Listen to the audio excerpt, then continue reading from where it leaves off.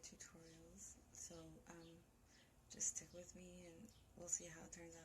My name is Sensationnel. I'm a licensed esthetician and extensionist, and this will probably be the shortest tutorial you've ever seen. Today I'm just going to show you the braid pattern that I normally use when I do my U-part installs. When I film another, I'll show you the full-on. The area I'm pointing to here is my anchor braid, and that's going to be going all the way around and then meeting here around the front. This here is going to be my leave-out,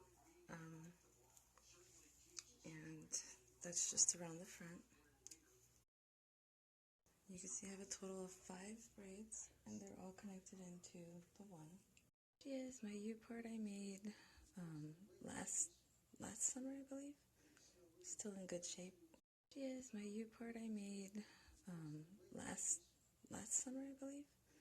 Still in good shape. I have it all sewn down, and I'll show you in a minute, but this is my leave-out, and I'm going to leave it wet. I'll show you why.